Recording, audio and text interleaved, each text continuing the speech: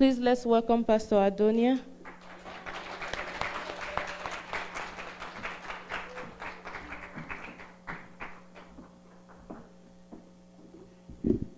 Hello, everyone. Good morning. It's a beautiful day, isn't it? I love how the sun always comes out after the snow. and I'm glad that everybody could make it safely. Some of you may have seen my Facebook post this week. We recently acquired bees and put them into a hive. So this has been something that's been in the making for a few years. I think it started back about 2.5 years ago. We were on a road trip to New York and back, and we had downloaded some documentaries for the kids to watch on the laptop while we were traveling, and a couple of those had to do with bees. And the kids were just so fascinated by how the colony works and the queen and how everybody takes care of her and how the bees do the waggle dance to tell other bees exactly what direction and how far to go to find new flowers. And they were just so fascinated by it. And it kind of put the seed in my mind, like, well, wouldn't it be cool to have bees? And then a couple of years ago, some of you may have heard about the Flow Hive, which is a new hive technology where you don't have to take out the frames and extract the honey by putting it in a spinny thing. You just turn a knob and then it breaks the comb and the honey drips out. And Mike and I decided to jump on it since it's something we'd kind of been thinking about. And so a couple years we purchased it and it got shipped here and it's been sitting in the basement for about 2 years now. Yeah, well, last year, around the time that would have been a good time to set it up, Annalise was born, and so that kind of got put on the back shelf. But this year, we're like, okay, this is the year, we got to do it. So I started to attend the Denver Bee Club meetings. And when I started going to those, I kind of felt like I'm in way over my head. I don't know what they're talking about. Like all these terminology and lingo is flying around the room, and I'm just sitting there like, but how do I do it? What do I do with bees? I don't know. But anyway, knowing that we had to get them, we ordered a package of bees. And so if you don't know what a package of bees is, you get a little box like this with a screen on 2 sides, and there's a queen in a little bitty cage that's like stuck in there. And there's like 7,000 bees all congregated around the queen in this little box. And the time was coming closer and closer for the bees to arrive, and we still didn't feel very prepared. We had a lot to do, but last minute, we got our hive weatherproofed and got our materials together, and then the day came to pick them up. And I haven't felt so nervous in a very long time. And I'm driving there, and he hands me the box, and I'm like, what am I doing?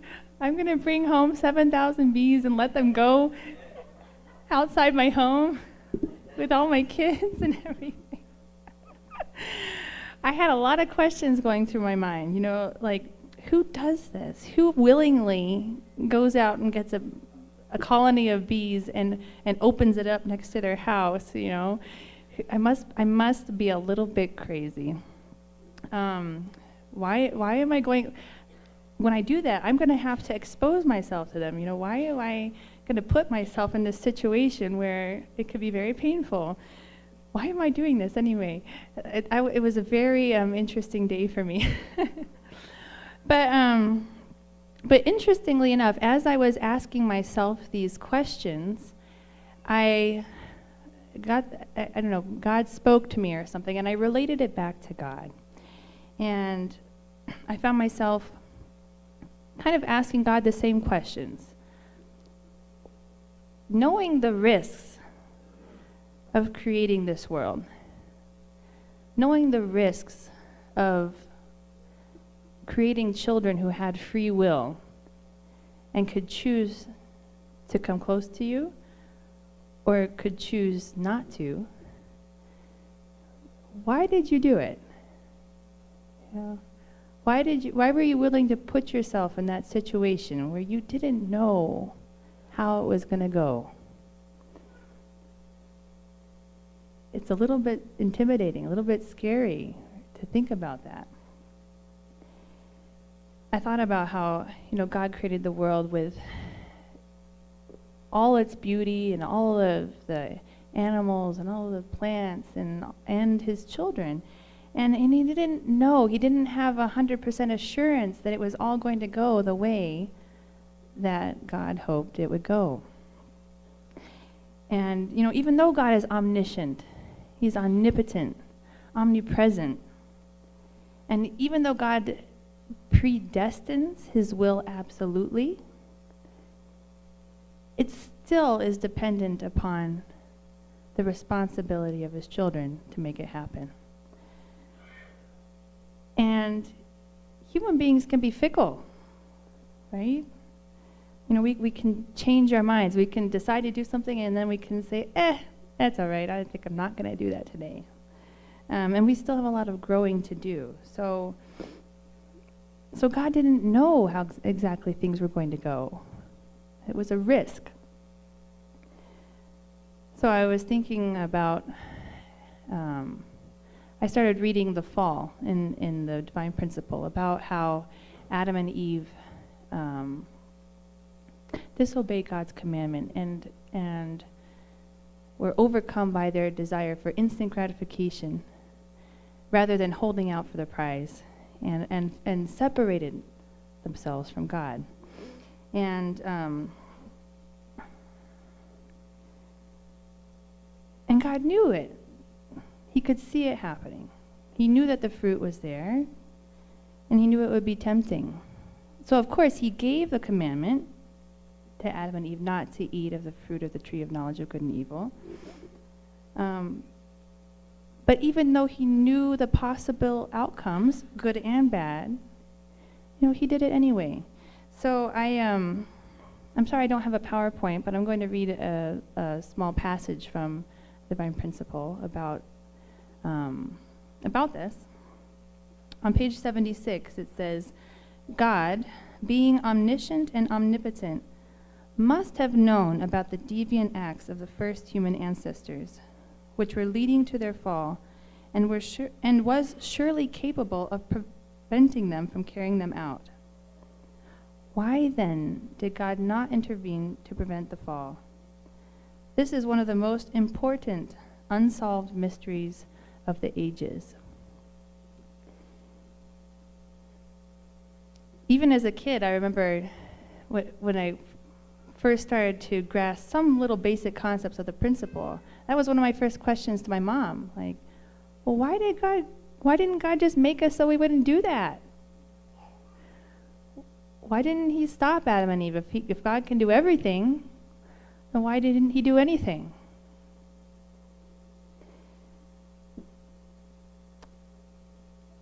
And I think that if you have spent time to study the Divine Principle, then you know the answers to this. You know that God wanted us to be able to become the lords of creation, become co-creators. God didn't want to create us as robots to just follow his orders and make everything go smoothly. God wanted us to step into our role as his children. God wanted us to live up to not just robotic standards, but God wanted us to realize our full potential by fulfilling our responsibility and becoming equals with God. There's other reasons too, but I feel like that's really the heart of why, right? And we're really made in God's image. So we do similar things and we take risks as well, don't we? Why do we want to sometimes pick up and move to another state? We might pick up our whole family, move to another state to pursue a job opportunity or to go to school. That's a risk, isn't it? We don't know what might happen. Maybe the job will fall through. Maybe we won't fit in the community. There's a lot of things that go through your mind when you're picking up and moving somewhere. Why do we want to have children? Isn't that a risk? There's any number of things can go wrong. We go through a pregnancy, we go through delivery. We have to raise our children for 18 years. That's not all going to go smoothly. We don't have any guarantees of how things are going to turn out. In fact, there's no guarantee that they're going to turn out the way that you think that they should. In fact, I can almost guarantee that they won't. And I know that there's some people here in our community who are so passionate about witnessing. But isn't it a risk to go witnessing? You really put yourself out there. You don't know what people are going to say or what they're going to do. They might reject you. They might listen to you for a while and then never answer the phone again. They'll call the police on you. It can be heartbreaking, right? It's actually, even just this morning, Aiden, my son, had a heartbreaking experience. He's been playing this Pokemon game on his Game Boy for the past couple months now, and he's been really excited about finding his new Pokemon and getting to the next island and training and battling his Pokemon and everything, and he's really proud of how far he's gotten with it. And this morning, it like died. It erased all his progress, and he was just heartbroken. I heard him sobbing in the basement. I thought, what is going on? I'm sure he wasn't thinking about the risks when he started the game, but we just don't know how things are going to turn out. If you invest yourself and put yourself out there and invest into something, there's no guarantee that it's all going to come out the way that we want it to, or turn out right. And maybe you've put yourself on the market to be married. Maybe some of you are married. That's a risk too. Or maybe you brought home a few thousand bees this weekend. So why do we do these things? Why do we put ourselves in these situations? And why did God create us? Knowing the possibilities and knowing the risks. So I think the answer to that question is that it really comes down to our dreams, to our vision, our hopes, seeing in our mind what we believe can be possible, and then acting on it to make it happen. It actually reminded me of this Bible quote that probably many of you are familiar with. It's from Hebrews 11:1, and it says, "Now faith is the assurance of things hoped for, the conviction of things not seen."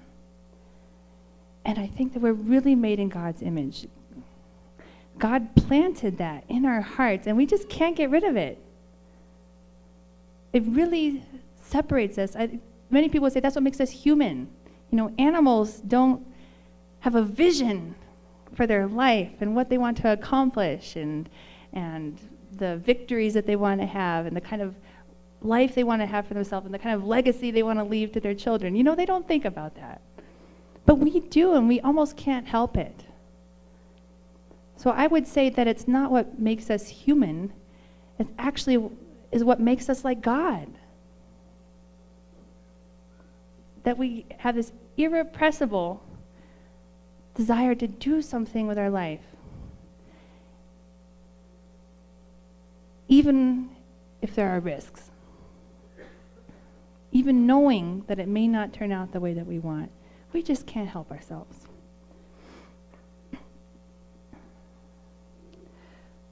Because I have a picture in my mind of what I want to see, and it inspires me enough that I'm willing to go beyond the discomfort or being willing to take the risk because I can picture a hive full of honey and the honey dripping out of the little tubes and into my jars. And I was so excited about the idea of beekeeping that without my maybe fully thinking about it, but I was willing to do that, willing to bring home 7,000 bees and open them up in my yard, you know? Yes. But you know, God's dream is the biggest dream. That's a small dream. It's a small example. But it applies on every level of our life. But God's dream is the biggest dream. It encompasses all people. It encompasses the entire creation. It encompasses all of history and all of the future. And God's dream and desire is simply irrepressible. I really believe that God had this love and desire, love to give and the desire to receive love that drove everything, that drove the creation, that drove our creation as his children. And it was worth it for God, whatever the outcome. God cannot help but create. And I want to thank Dr. Hendrick for sharing this little story with me. When I was in Korea a year and a half ago, I was pregnant with Annalise, and Mike's parents were living in Korea, and I had a chance to visit them. And I'm paraphrasing this quote, and if you could share with me where you got this quote, I would really appreciate it. But he said that somewhere he read that our true father, that Reverend Moon said, that he wanted to create a world that was even better than the world that God had originally envisioned before the fall, so that God would have no regrets about anything that happened because of the fall, and that everything would have been worth it. What a dream. What a vision that is. I'm so grateful for our true parents. I'm so grateful for Reverend and Mrs. Moon, who have that kind of a dream and a vision. I feel like it pulls them. They can't ignore it. And if they were to know all of the difficulties that they would have to go through to get there, I'm sure that they must have known something. They may not have known everything, but they must have known that it would be difficult. They must have known that there would have been sacrifices. They must have known that there would have been heartbreak along the way. But even so, that vision just pulled them irrepressibly to keep going and to lay the foundation, to plant it in each of our hearts, that same vision. So I really feel that our dreams and our goals and our willingness to step out and take risks is a reflection of God's character. In fact, I feel that it's a necessary part of our character. It really gives us life. What happens when we stop taking risks? It usually means that we've lost sight of our vision, or that we've given up on our vision or our dreams or our goals. We're no longer connected integrally to what makes us tick, what makes us excited about life. I know for myself, I feel I think I struggle with this almost daily, where many times I feel pretty comfortable with where I'm at. I feel like, I have it pretty good. I have a beautiful family. I have loving parents and parents-in-law. I'm part of a vibrant, wonderful community. I feel very blessed and in many ways very comfortable with where I'm at right now. But when I'm really feeling comfortable, there's also a part of me that feels unrest and that feels unfulfilled. It takes me getting out of my comfort zone to take risks, but that's also when I feel the most alive. actually taking the risks is often not the hardest part. It's getting myself to take them in my head. But when I'm in action, when I'm doing what I believe is in line with my vision, when I'm doing what I believe is right, then it's not actually that scary. It's all what happens in my head beforehand. So anyway, so I brought home this package of bees. And at that point, I had no option but to deal with them. So we watched some YouTube videos of how to do this, and I suited up head to toe. In the videos that I watched, the beekeepers maybe had a hood on, but most of them were just like brushing the bees with their fingers, and they weren't wearing anything, but I was wearing everything. And we made a plan with the kids, because we put it behind our shed, and I was like, okay, now you guys stand here at the edges, and if anything crazy starts to happen, you run. Have an exit plan.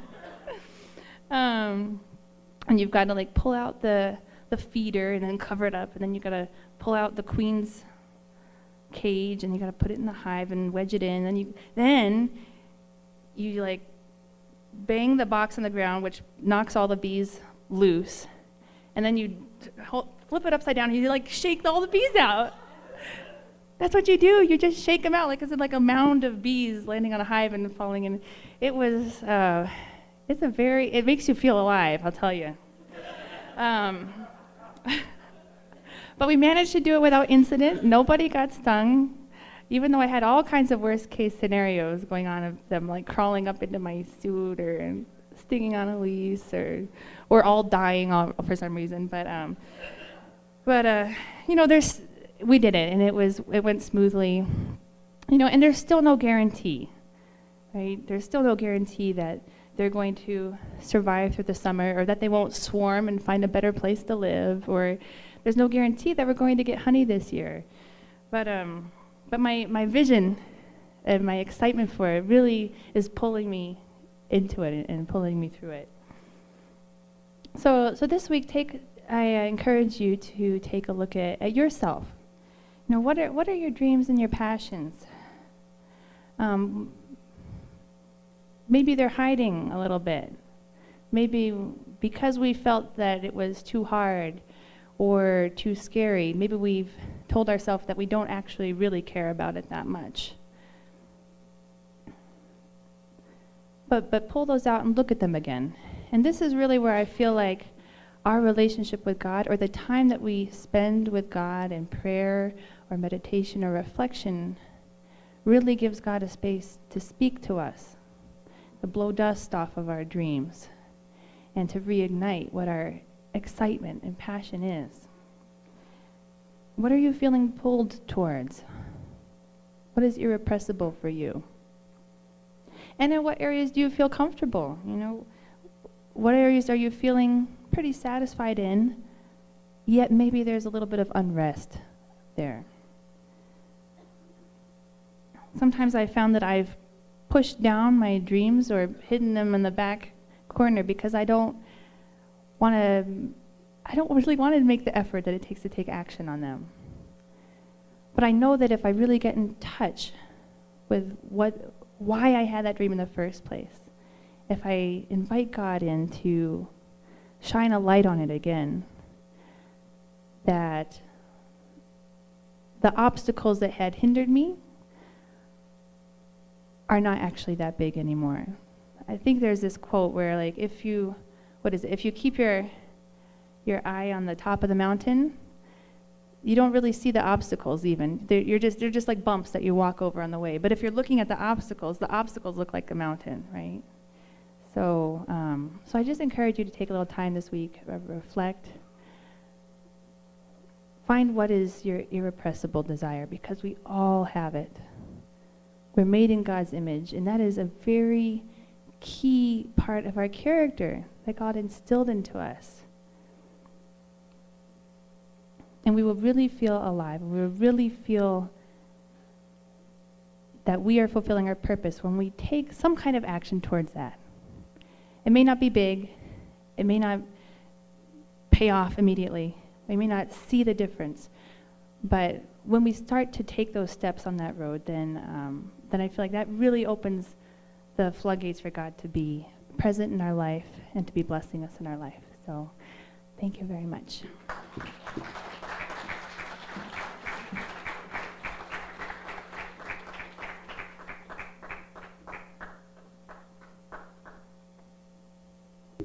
Okay, we're going to have our announcements.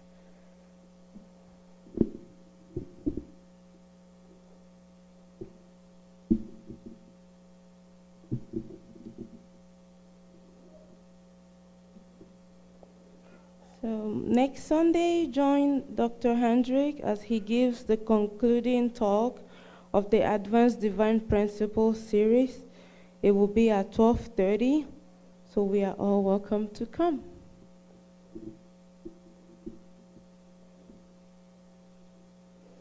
And here is the schedule of the upcoming 4 days and 7 days Divine Principle workshops in Las Vegas. So please, if you are interested, let our pastors know.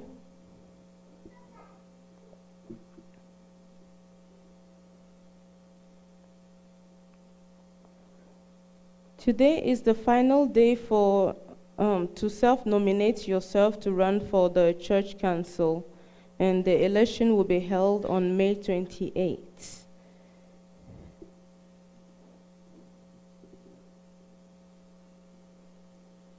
Okay, I'm going to invite Mr. David Mahardy up. Yes.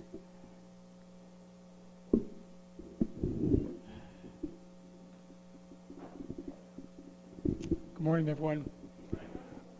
This is going to be a great day. I hope everybody can come. It's going to be a lot of food, fun, and some work, which is why I have something to say. The project that we're going to be doing that day that needs a little consideration is the tree that's out front is going to disappear. The one out by the sign, that's coming down. But that takes a little preparation and a little clarity. It actually takes a lot of clarity because we don't want anyone to get hurt or anything like that. I've done this many, many, many times. It's not a hard job. It's just you have to be very careful. So we're looking for 8 people to help with this, do different jobs. And on the 13th, which is the Saturday, obviously, before this, we're going to have a little meeting out front. I don't know, 11 o'clock in the morning, something like that. If you can please, whoever wants to be part of this, and we do need people that, you don't have to know how to do it, you just have to know how to drag things around, because that's pretty much what you're going to be doing. Because whenever you cut a tree down like this, it seems to enlarge by about twice the size when it gets on the ground. You got debris everywhere. We want to keep, we have to move it. We are in a public place. We need people who can control sidewalk traffic, watch kids, that kind of stuff. So we want to walk through that whole thing, at least maybe an hour, I don't know, answer questions, whatever. But it won't take, yes.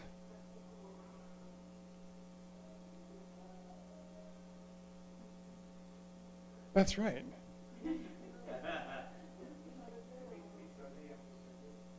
Sunday after service. Sorry, I'm not going to be here then. On the 14th. So rewind, 14th after service. So that's what we want to do. So we also need people who, we're going to provide all the equipment and everything like that, safety stuff, glasses, gloves, all that kind of stuff. We just need to walk through this so everybody knows what to expect and what's going to go on. And so maybe 8 folks that don't mind getting a little dirty, a little working hard.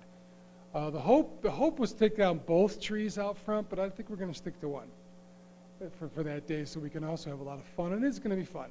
The day is going to be great. The second announcement, which has nothing to do with this day, is about the maintenance on this building. Maintenance meaning cleaning.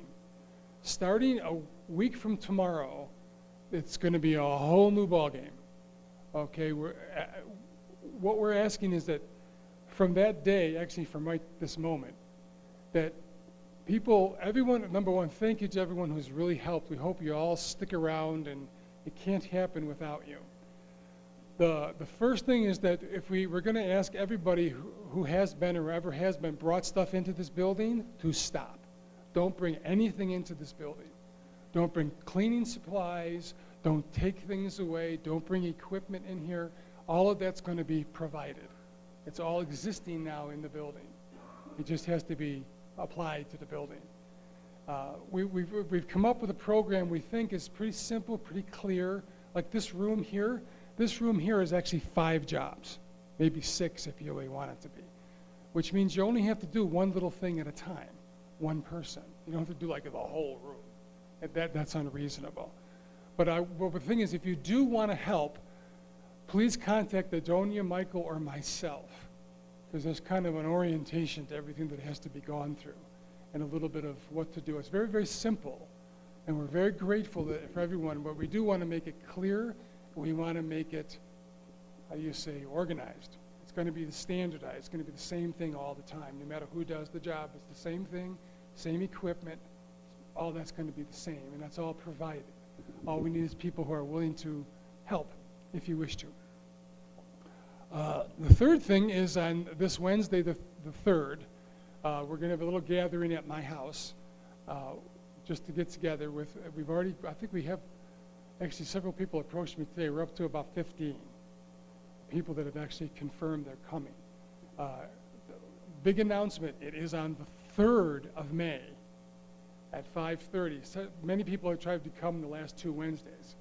Not quite sure why. I think I may have said that wrong, but I think I did say the 3rd. I may have skipped the month, but I got the day right. But it is this Wednesday at 5:30. It's not, I'm really adamant about this part. This is not a, quote, meeting. It's not like a thing, you know. Well, of course it's a thing, but yeah, we're just trying to get people together. We have a good experience, get to know each other. There's going to be finger food. Somebody has said they want to cook, but I haven't heard from them yet completely. So it is going to be a nice gathering. We're going to offer a little something. I mean, there's going to be a little bit of discussion, but that's just part of being together as families. So we hope that people can come, but please call us so we know how many people, or talk to us. It's not something like that. And I have one special announcement that goes with all of this, is that none of this can happen or has happened or even has started to happen because I've been involved in it. None of that could have happened without my wife, Christine.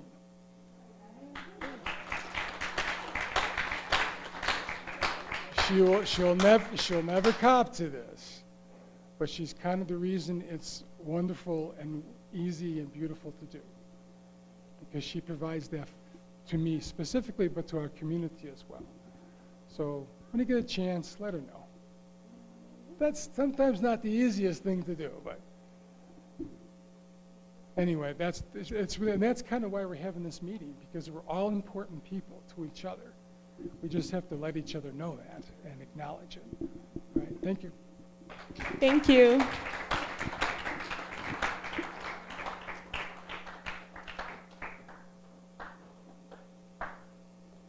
Okay, so save the date for the commemoration of the 35th wedding anniversary of the 2,075 and 6,000 couples. It's going to be Saturday, July 1st here at the church, and more information to come.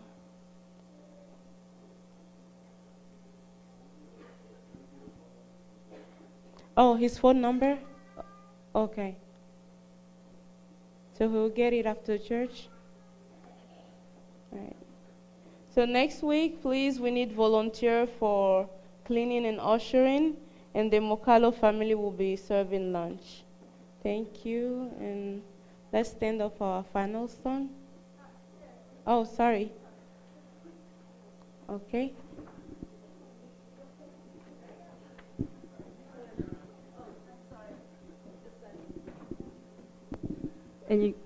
Good morning. I think every week you will see that Center the Los Angeles Cup, and they are planned to do Japan, and Korea. And last year, maybe 30 to 40 people went to Japan, and a great experience. And this year, they are planned to 120 people. the amazing result 3 to 4 times. And yeah, I'm going, and Keiko's son's daughter, I'm sorry, Mark Keiko's, Amy, Amy Bong and Sarah is going. And anyway, that she sent me the big budget, actually. It's student, all we pay just trip fee, to get Japan. But round trip to Korea, Japan, and 2 weeks food cost, it's a lot of actually $142,000 short, actually big budget. That's we are doing a fundraising, and if you see the family fed, there is a click, or you can give me that HSA UWC donation, and it's amazing young people are going. That's I really hope that you can support even whatever you can do it. Thank you.